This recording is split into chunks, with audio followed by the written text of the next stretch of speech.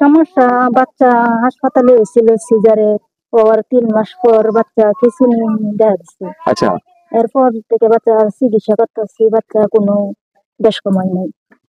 তাই হ্যাঁ। ডাক্তার কি বলছে? ডাক্তার বলছে তো যে ভালো হবার কোনো রাস্তা নাই। বাচ্চার মেরুদণ্ড সহ একবারে দুর্বল, রোগের সমস্যা, ব্রেনের সমস্যা। ছেলে বাচ্চা না? ছেলে।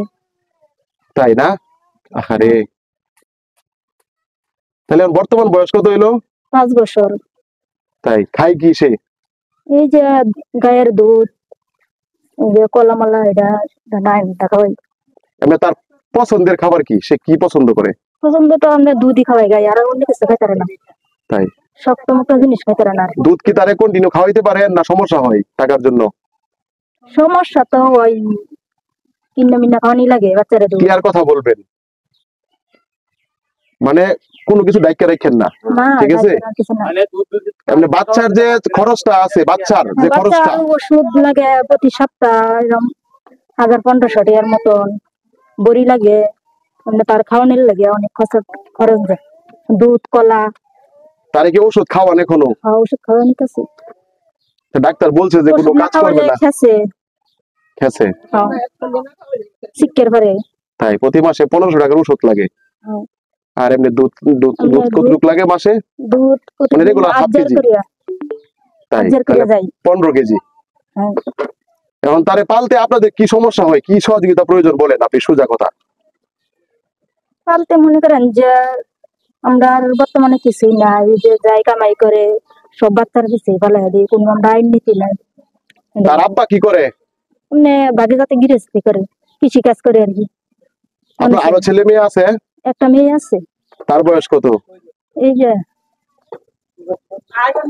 আসো আসো, সে লোক বড় মেয়ে না? হ্যাঁ। আচ্ছা, যাক, তার বয়স কত? 9 বছর। 9 বছর। তাহলে তো আপনি কষ্টে আছেন। আমার কষ্ট, ওই বাচ্চা নিয়ে অনেক কষ্ট।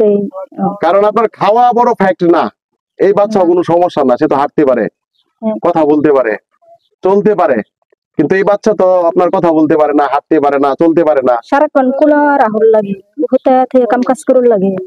তাই সমস্যা নাই। শুনেন, আল্লাহ যা করে মানুষের ভালোর জন্য করে, ঠিক আছে? এটা আপনাকে মেনে নিতে হবে। আর তার যে আপনার এই যে দুধের টাকা বলছেন বা চিকিৎসা, আমি যতটুকু পারি, ভাই কই আমার ভাই, আসেন এদিকে, আসেন সামনে আসেন, ঠিক আছে? এই যে ভাই এদিকে আসেন, এই যে ভাই, ঠিক আছে? আমি কিন্তু উনারে চিনি, আর ওনার সাথে আমার পরিচয় হলো গা ফেসবুকে, না ভাই? জি ভাই। এটা কোন থানা ভাই আপনাদের বাড়ি? ঈশ্বরগঞ্জ। ঈশ্বরগঞ্জ। আর ইউনিয়ন? আর গ্রাম? চরালগি। আমি কিন্তু ওনাকে চিনি। উনি যখন বলছে আপনার ছেলের কথা, আজকে কিন্তু আমি খাবার বিতরণ করছি, না ভাই? ওই খাবার বিতরণ শেষ কইরা আপনার ছেলেকে আমি জাস্ট দেখতে আইছি, ঠিক আছে? বর্তমান কি কন্ডিশন, তার কি লাগবে, তার কি প্রয়োজন জানার জন্য আমি আসলাম। আর এখন যেহেতু সামনে কুরবানির ঈদ, তাই না? বাকি আছে আর 17 দিন, তার মধ্যে কিন্তু 1 সপ্তাহ আগে থেকে মানুষ থাকবে ব্যস্ত। আমি কিন্তু প্রত্যেক ঈদে ঈদ সামগ্রী বিতরণ করি, বুঝছেন? যারা অসহায় মানুষ তাদেরকে আমি ঈদ সামগ্রী দিই যতটুকু পারি, 2-3 বস্তা না, আমার সামর্থ্য অনুযায়ী আমাকে অনেকে সাপোর্ট দিয়ে সহযোগিতা করে, তারা যা দেয় তার উপরে ডিপেন্ড করে আমি একটা ঈদ সামগ্রী প্যাকেজ তৈরি করি। আজকে আমি একটা নগদ একটা ঈদ সামগ্রী প্যাকেজ নিয়ে আইছি আপনার জন্য, আর আপনার ছেলেকে আমি দেখে গেলাম। আর এই যে আমার ভাই আছে, ভাই আপনার নাম কি? রফিকুল ইসলাম। রফিকুল ইসলাম ভাইয়ের সাথে আমার যোগাযোগ হবে যতটুকু পারি, যেহেতু আমি এই কাজ করি, তাই না?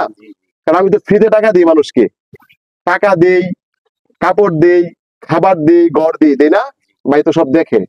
আমি বিনিময় কারো বাড়িতে 1 গ্লাস পানি খাই না। আপনার ছেলের যেহেতু অবস্থা, তার খোঁজ খবর ইনশাল্লাহ ভাই আমি রাখবো। হ্যাঁ, ইনশাল্লাহ আমি রাখবো। আজকে যে বাজার গুলা নিয়ে আইছি এটা আপাতত দিয়ে যাই। হ্যাঁ, যেহেতু আমি ঈদ সামনে, এটা রাখেন। বাবা আপনার নাম কি? দাঁড়ান, আপনার নাম কি? মতিন। আমি আপনার ছেলেকে দেখে গেলাম, তার খোঁজ খবর আমি নিব, ঠিক আছে? আজকে বাজার নিয়ে আইছি, ঈদ সামগ্রী এটা দিয়ে যাই, পরবর্তী সময় আবার দেখা হবে। এখানে চাল আছে 2.5 কেজি, আর এখানে আছে 2.5 কেজি, হলো 5 কেজি। এটা হলো আপনার এই যে মশলা, হ্যাঁ, গরম মশলা ঈদের জন্য। ঠিক আছে।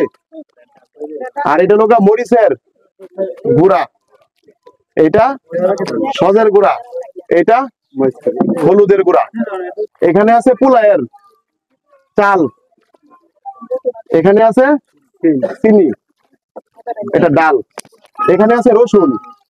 ভাই মন খারাপ করেন না, ঠিক আছে। হ্যাঁ, এটা আমার সামর্থ্য অনুযায়ী, এর চেয়ে বেশি দেওয়ার সামর্থ্য এই মুহূর্তে আমার নাই, যদি হয় তাহলে দিব, ঠিক আছে।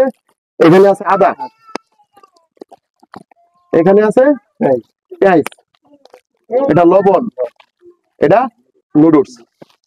আচ্ছা, আর সর্বশেষ এই যে এখানে আছে সেমাই, আর লোক 1 লিটার সয়াবিন তেল। এনে তো আপনারা অনেক লোক ভাই, ঠিক আছে। আমার বাড়ি কিন্তু গফরগাঁও। আমি বিনা স্বার্থে এই যে বাইকে বালু বাইসা আপনার ছেলের কথা শুই না, আপনার বাড়িতে আমি ছুটে আইছি, যতটুকু পারলাম দিয়ে গেলাম, ঠিক আছে। একটু খাস করে দোয়া করবেন। এই যে মালামাল গুলা যে আমি দিছি, এগুলা সব আমার টাকার কিনা না, আমাকে অনেকেই সহযোগিতা করে। যারা সহযোগিতা করে তাদের জন্য দোয়া করবেন, ঠিক আছে নাকি? এরপরে তো কোনো কথা নাই, আমি দেখবো, আমি ফ্রিতে, আমি ফ্রিতে কাজ করি, 1 টাকাও আমি নেই না, আমাকে দিতে হবে না ভাই, আপনি তো সব জানেন। আমি আপনার ছেলের জন্য চেষ্টা করব। তা আপনারা ভালো থাকেন নাকি, দোয়া করবেন। আসসালামু আলাইকুম।